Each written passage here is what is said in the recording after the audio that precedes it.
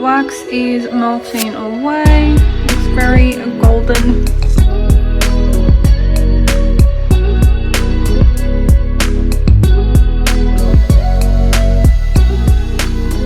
Hi and welcome back to my channel. My name is Danielle and I'm the owner and creator of The Eighth Salt.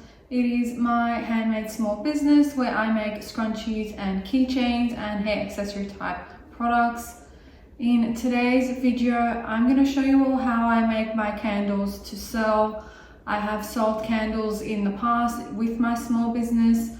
I sold them quite a lot last year and didn't have a chance to make and release them again for this year. But I'll be showing you all my process and how I make my motif pillar candles to sell. We will be making these very popular bubble candles, which you can see here from the mold.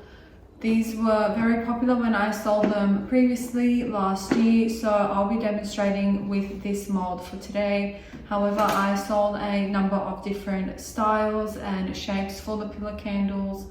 I had the goddess candles, I had motif candles and decorative candles as well. We will be making colored and scented candles today, so I'm going to show you all my whole process, what I use and how I make them to sell. I mainly sold these at markets, so we'll be going through the whole process. We have everything that you need here, so let's get stuck into it. First up, you're obviously going to need a mold. This is just a 6 mold for the pillar candles. It's called a silicone mold, and as you can see, it is very flexible and very malleable, which is what we want when we are demolding them. So I just got this online. I've also got a cookie tray here. This is just to hold the mold onto them because it is quite malleable. If we need to move the candles while they're drying, we can just pick up them using the tray. Otherwise, when the wax is melted and in this, it will not be movable because it will spill out. So that is why we have the tray here. Keep in mind, everything I use here is specifically for candles. I only use them to make candles. We've also got a scale here. It's just a kitchen scale, a digital one, which we will need to measure out our wax and our fragrance and our dyes. I'll show you the dyes. I have 2 types here. I have the liquid dyes, which come in a dropper. I've got 2 colors here, orange and a magenta. These are by the brand Aroma. I get most of my candle supplies from Aroma. So they just come in this dropper bottle. I'm not going to take them out of the plastic, but that is how they come. I've also got dye blocks here. These ones are a brown color. I've got a few colors in the dye blocks. These ones are raspberry. I'll show you what they look like. So they just look like this. And they are called dye blocks. So with these, you just shred them or cut them into the amount you want. These are also from Aroma. I've also got dye chips here. This is the color we will be using today. It does not, the candle does not turn this color. The dye chip itself is quite bright, but the candle will not turn out this bright. But this is also from Aroma, but they are just essentially the dye blocks, but in little chip form. If you can see that.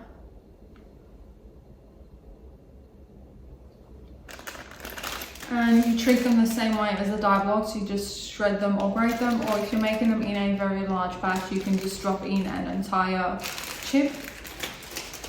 Then we need some things to hold the wicks. I have 2 types here, the metal ones here that will sit on top of the candle. I'll show you all this when we are actually making them. And then the wick hooks into that little nook there, just to stabilize it and keep it upright. And I've also got the wooden version. Depending on your molds, will depend on what type of wick stabilizer you will need. But I've got the wooden version here with the holes in the middle for the wick to come through and sit on the top. And then of course we need wicks themselves. I buy mine on a roll. I've got quite a few of these, but this is the wicks that I use. It's a fairly thin, very flexible one.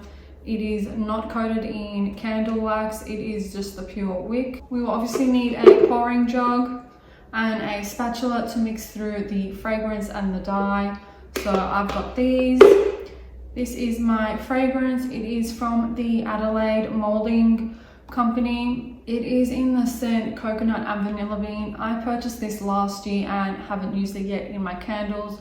So we will be using it for the first time today. And can I say, it smells so nice, and it has this very luxe type of aroma to it. It's really nice. Obviously gonna need some sort of vessel to melt the wax in. I don't have a wax burner or a wax heater because making candles is not my main product that I sell in my business, so I just use a regular pot. And of course, this is my box of candle wax. It is from Aroma. It is the Kerosoi. It's pure 100 soy wax. This is what the Kerosoi soy wax looks like. It is a pure 100% natural soy wax, and it comes in these wax chips. You can get wax that comes in beads or even blocks depending on what type of wax you get. The block wax, as far as I know, usually comes in the paraffin wax form. However, I choose to use all 100% natural soy wax.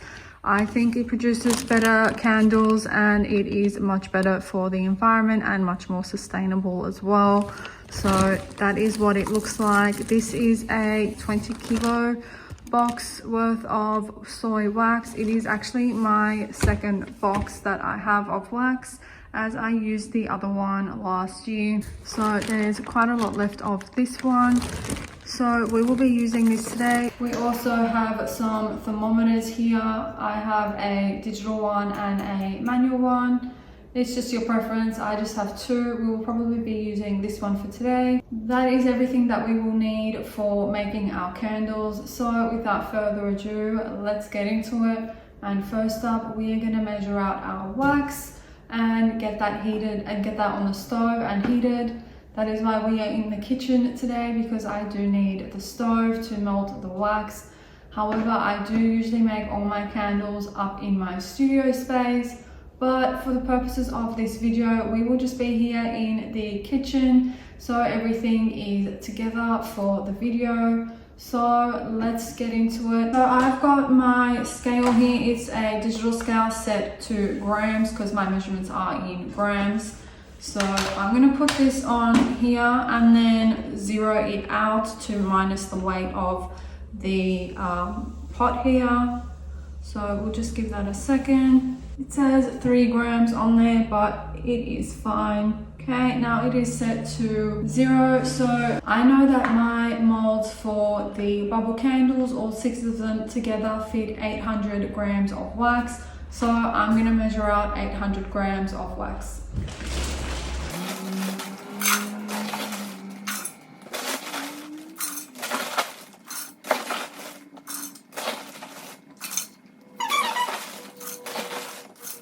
Okay, we've got 876 grams, so I'm going to take some out.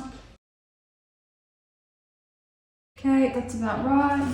That is our 800 grams of wax all measured out. 806 grams there, which is fine as long as we are over and not under, but that is how much 800 grams of wax looks like. Okay, we're going to head to the stove and get it heated. Don't mind my notebook there, it's got all my measurements.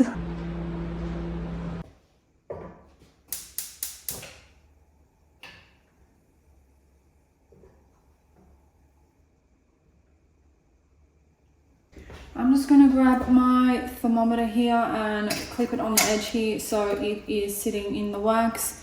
For this particular wax, which is pure 100% soy wax, the melting point for this is 70 degrees and that's in Celsius. So we're going to let this sit here until it completely melts down and we'll be checking the thermometer until it reaches 70 degrees Celsius. Right now it is at 25, so once it reaches the 70, we will be taking this off the stove.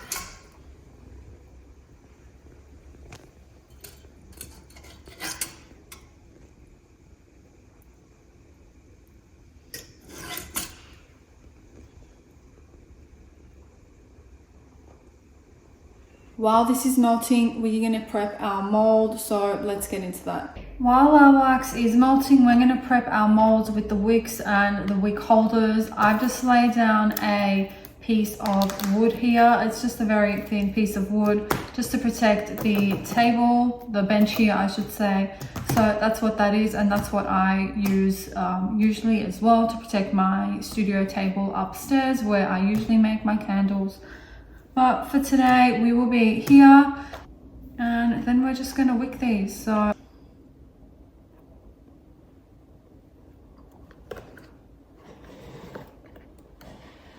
now remember with these, the bottom of the mold is actually the top of the candle, so we need some wick on the top to stay. So we're going to keep these a little long on the top so we can trim them down later, so that should be fine. And we also need some wick up the top as well to hook it into our wick holders. So about there should be fine. And then we're just going to repeat the process for all 6.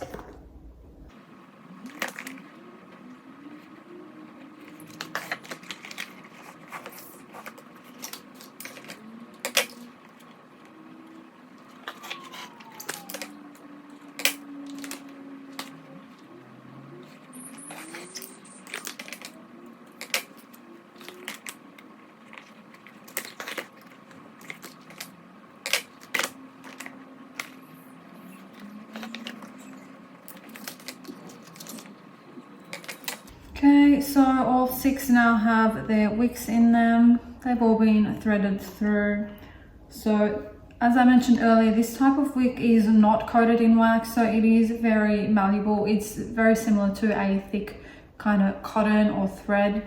So we definitely need to stabilize them. As you can see, they just fall any which way, and we need them to be directly in the center like this, so they melt evenly all the way down through the center of the candle. And to be able to do that, we need some wick stabilizers.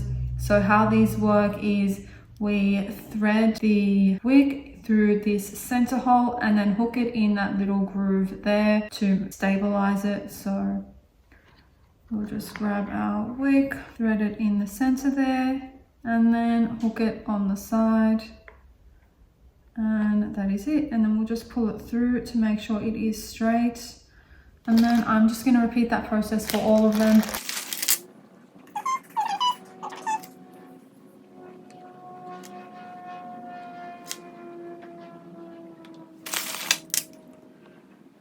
And then we will end up with something like that. So I'm going to grab the tray to put this on before we pour the wax. That is what it looks like with the wicks and the wick holders, and they are nice and straight in there as well. Okay, let's check up on our wax and see what temperature it's at. Our wax is melting away. Looks very golden there. Just check on the thermometer. See what that is. Give that a bit of a move about in the wax, and it is pretty much almost at 70 degrees. There's about 2 degrees left. It's on about 68. It's a bit of a glare there. There you go. So that is good enough for us. So we're going to get this switched off, and then we need this to cool down. And then we need this to cool down to 60 degrees for this particular wax. That is the pouring temperature for this particular soy wax. So we're gonna let that sit on a cooling rack and let it cool down, and then we will be adding our dye and our fragrance as well.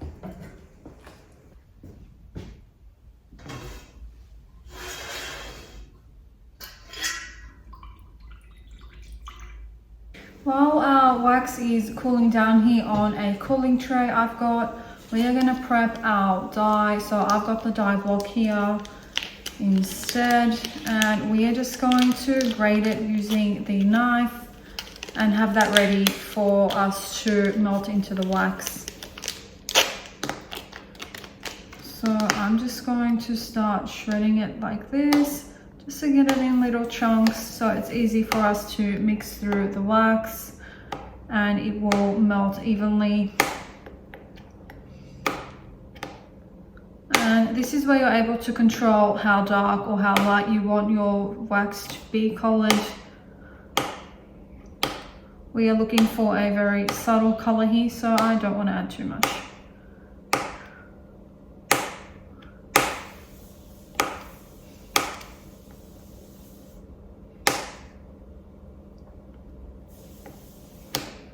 So the natural color of the soy wax is a beigey white. It's like an off-white.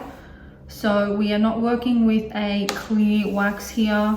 We're not working with white wax. So we need to adjust our color to blend in with the natural color of the soy wax itself, which is that off-white, sort of ivory, very light ivory. I would just call it an off-white. I think that's the best color to describe it.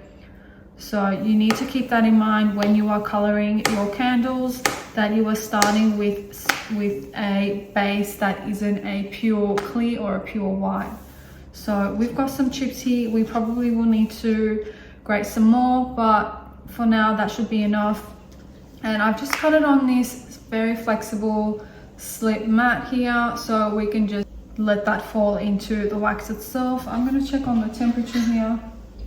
Okay, this is cooling down. I'm going to pour it into our jug so we can prep it for the dye and the scent.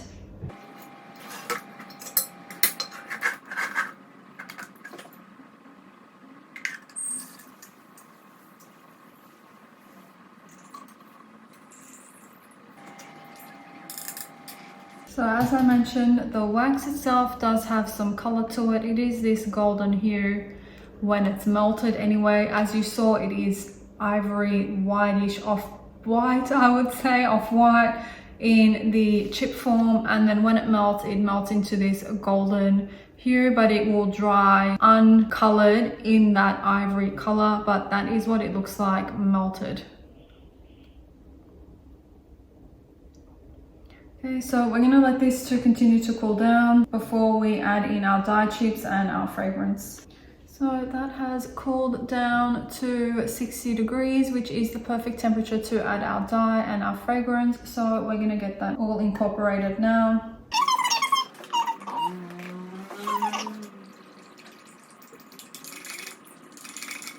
Okay, that is all incorporated. So we're going to do a test of what this color actually looks like before we pour it into our mold, because the only way with wax to get the final color is when it is completely dry and completely set. And of course we don't want to wait until that happens to know what the color looks like. So we're going to do a couple spot tests and I'll show you how to do that. So to test our color, I've just got some baking parchment paper here. And we're going to drip some of the wax on here and let it dry, but just a small amount, just to get an idea of what the actual color is when it's dry. Keep in mind we are looking for just a very subtle color. So I've just put a few drops there. Not sure if you can see that on camera.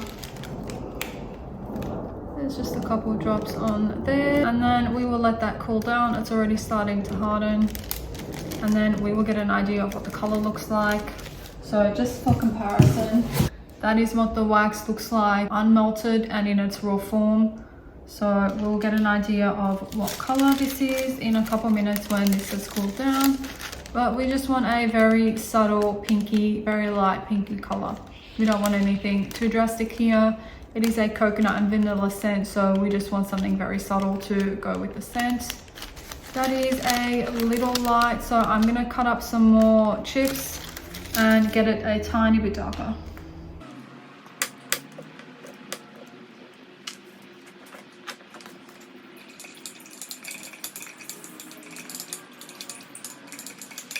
So as you can see from before, the color of the wax has gone even a darkish golden color. Okay, that's all mixed in and incorporated, so I'm going to do another swatch test.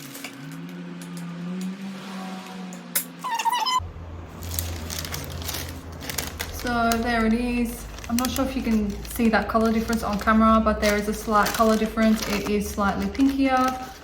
So this is the raw form. That was our first swatch here, and then our second. So I'm liking this color, so we're gonna go with it. And now it is time to add our fragrance. So I'm gonna bring out the scale because we need to weigh that.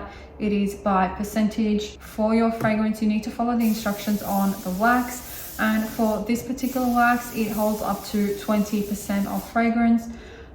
So we will be using that full 20% of fragrance. So we're gonna measure that out for the amount of wax that we have.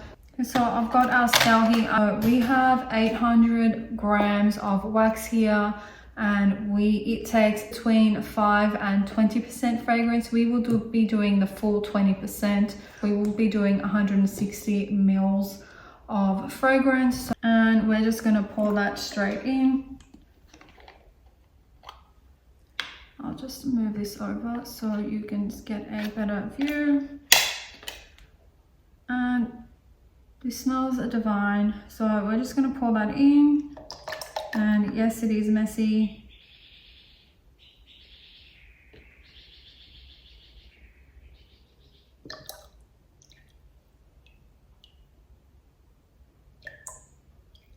And that is our 160 mils. And this is why we have our board here protecting the table. So we're just going to mix that in. And I don't know if you can see that, but the wax has changed color and it's gone this foggy color.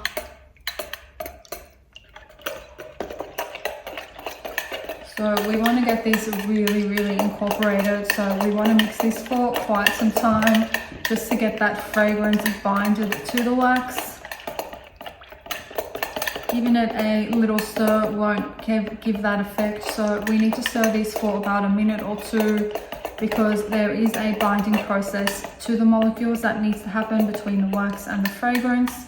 So we need to keep on stirring until that happens. Okay, that should do it. Okay, now we're just going to pour these in. We'll just move these slightly to the side.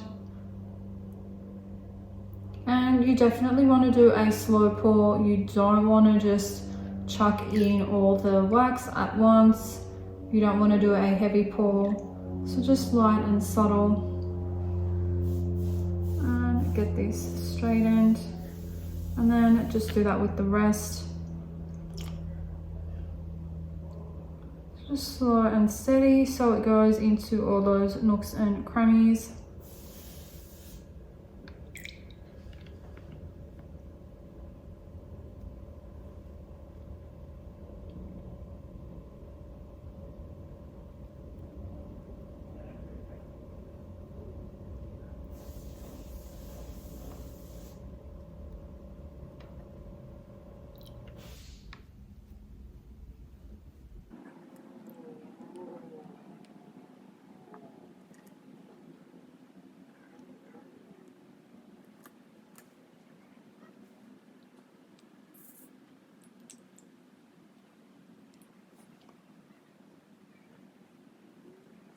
Okay, so that is them all poured. I'm just going to fix the wicks, make sure they're straight and in the center.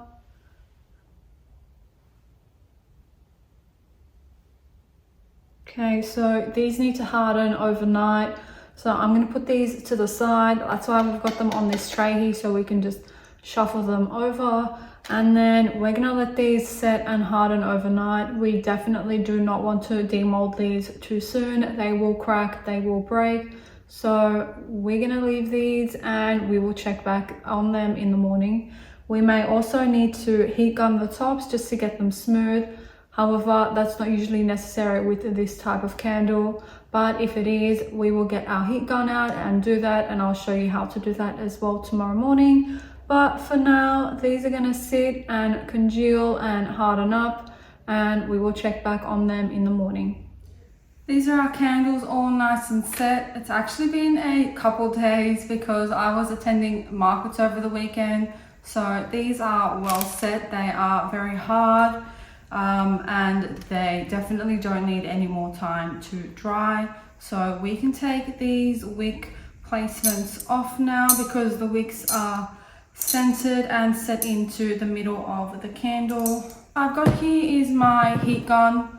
I got it from Bunnings and I got it specifically for candles and I've only ever used it for candles. So what we're going to do is heat the top of them real quick just to make sure that they are smooth and flat, because occasionally with silicone molds the wax can come up on the sides of the molds and then dip down in the middle. And keep in mind, this is the bottom of the candle. We need this nice and flat to sit nicely on the surface. So we will be heat gunning this top just to melt a little thin layer and get it all flat and smooth. And as you can see here, there's a bubble here and a couple there.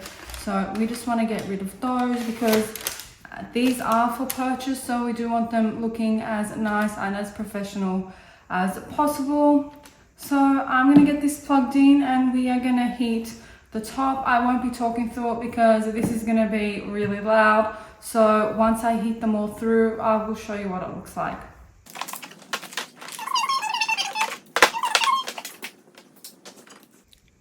So this is what they look like before we heat gun them, and then I'll show you what they look like after. I'm going to put this on the lower setting and then we're going to heat them through. So I won't be talking to this part and I'll check back in with you all once I've heated it in.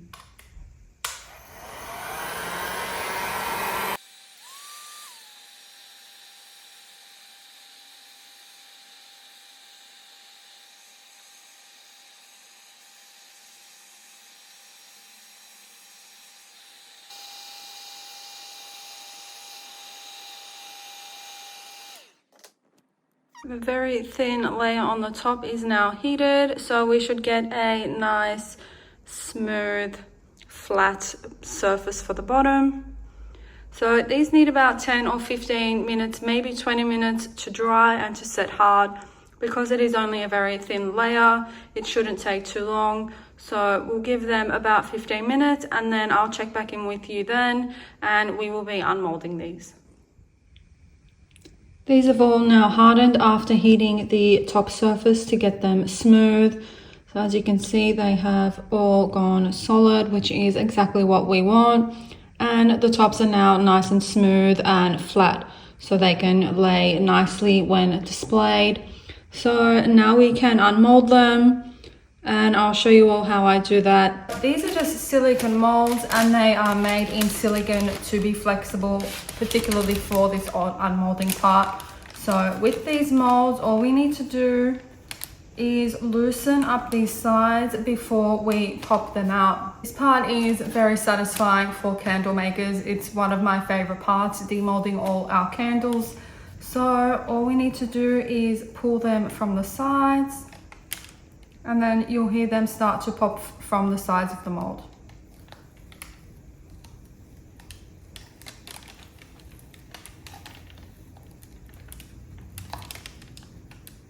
Okay, as you can see, they are releasing from the sides. We'll do it to this one.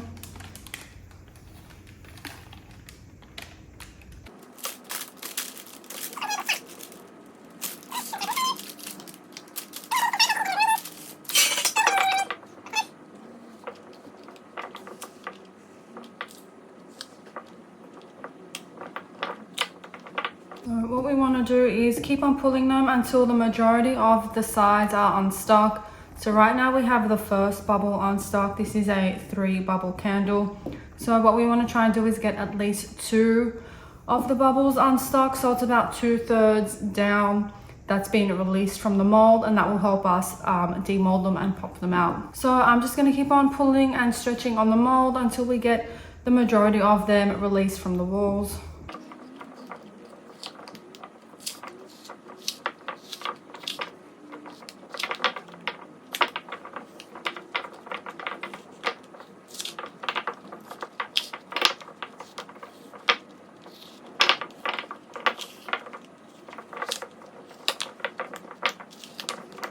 Now that we've got the majority of it released from the side of the walls, we're going to pop them out one by one.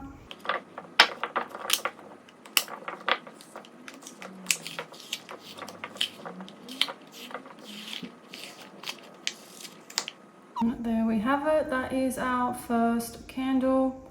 This is why we need them set really well. That way they come out in one piece. If they are not set properly, they will break. They will be still too soft and too malleable. I'm gonna get to unmolding the rest of these and then I'll check back in once I have done that, and I'll show you how I clean them up and finalize them for selling at our markets.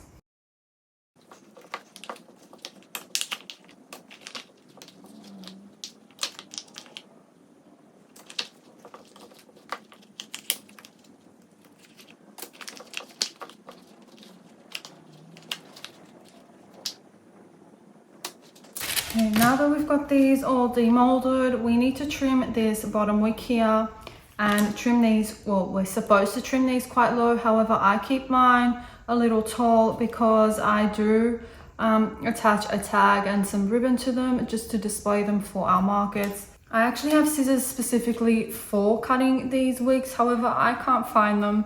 So I'll be using the scissors that I have. I'll just go and grab everything that I need. We're just going to use these for today. These are not my candle scissors, but I can't find my candle scissors, so this is what we will be using. So we are just going to cut this bottom wick down as close to the candle as possible.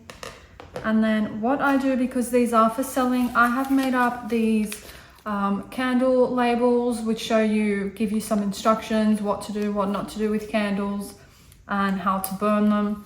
I've got my logo there on them. I made these up and then printed them myself. So I just stick these labels, I guess you can call them warning labels for candles, on the bottom there. And then that is our candle all done and ready for our markets. I will insert either a photo or a clip for you all to show you how I display them at our markets. From last year, I did not have candles for this winter. I'm not sure if I will be selling these at our markets this year or not. Probably be using them as giveaways to our customers, but this is how we make them. That is it for this video. I hope you guys all enjoyed watching our process of how we make our pillar candles here. Candles are not our main range. We are a hair accessories brand, so this was an addition to our product range and a limited edition. We only sold these over the winter for last year, and we only sold them through our markets as well. We did not have these available online or through our website, but that is the process we went through to make them. I hope you all found it useful in some way and got some ideas for your own small business, or just to make them for yourself or your friends or your family at home. But that is it for this video. Thank you all for coming along. I have a lot of videos installed for you all, so make sure to like and subscribe to my channel so you get a notification for when I upload those videos, and I'll see you all in the next one.